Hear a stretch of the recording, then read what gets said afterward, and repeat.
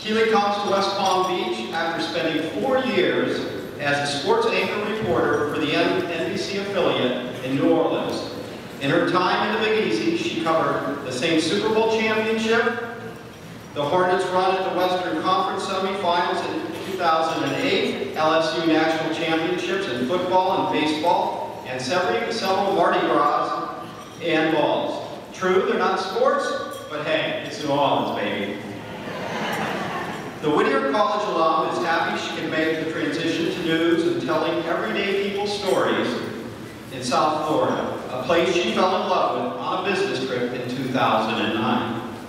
Keeley is a member of the National Association of Black Journalists and the Athenian Society when she's not on the air. You'll likely find her working out, just hanging out around town, or trying to brush up on her Espanol. So when you see her, make sure you give this Fort Worth native a big howdy. Keeley?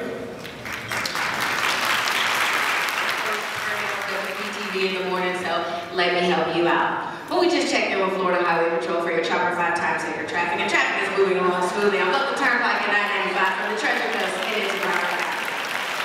That's how most people know me. They recognize my voice, but they still recognize my face. But I'm so honored to be your mistress of ceremony for this 32nd annual MLK breakfast program. Before I move any further along with the program, I do want to recognize 2 people that are here that keep me sane both at work and away from work. My wonderful coworker that works for our WFLXI, Perry McDowell Diff. Perry, wave your hand. You know you want to stand up and say hey to everybody.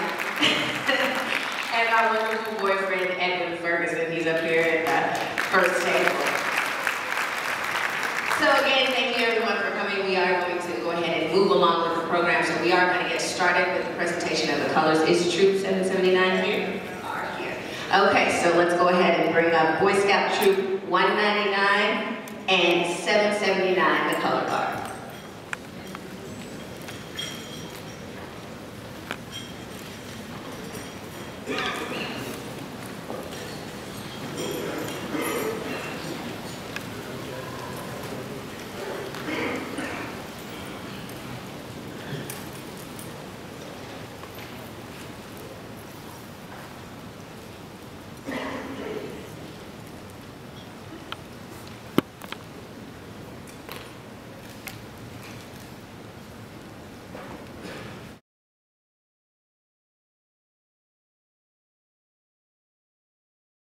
Oh, say, can you see by the dawn's early light what so proudly we held at the twilight's last gleaming, whose broad stripes and bright stars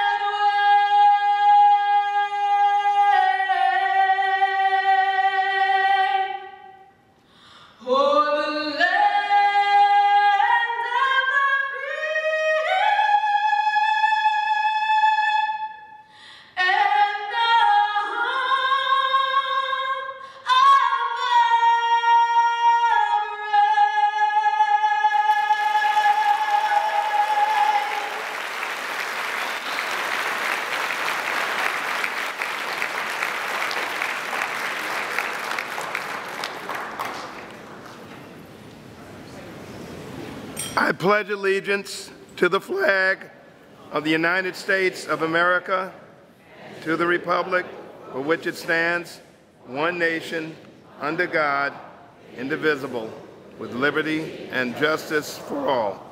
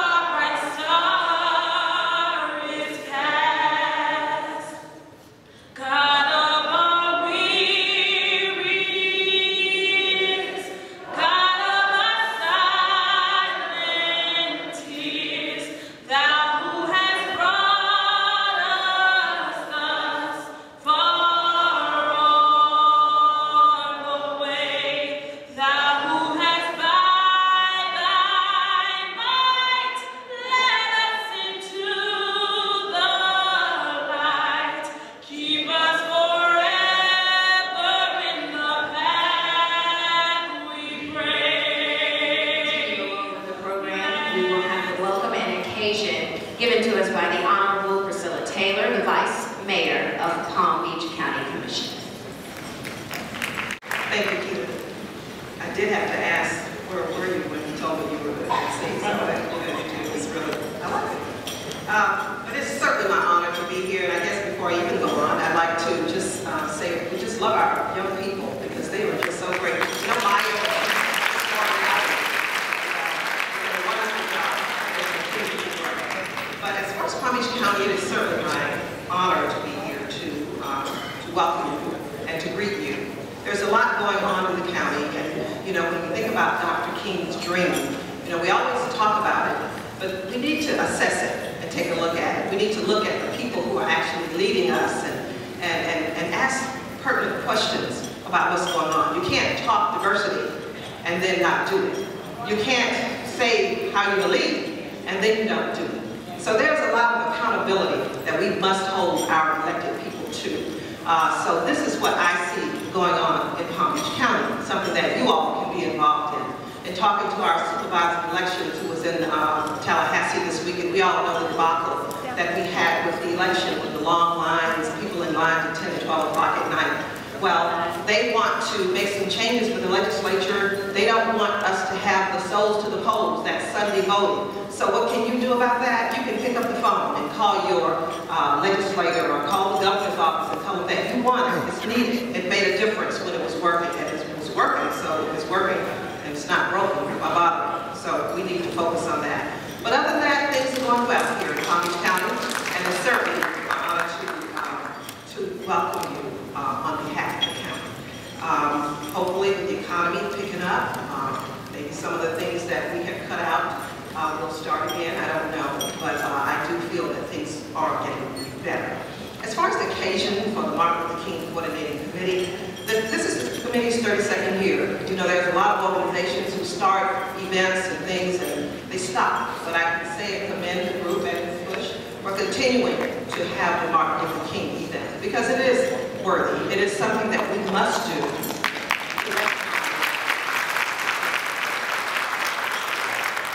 to recognize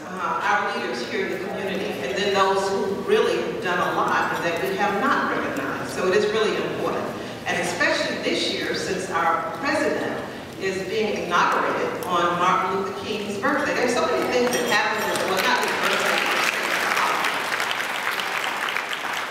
there's so many things that happens and you wonder, karma, or they're happening for certain reasons. And with the election and everything and how he won, and we're going to be able to be there to celebrate and our children there. I just think it says a whole lot for us here, because I understand we have about 45 children in Washington, D.C.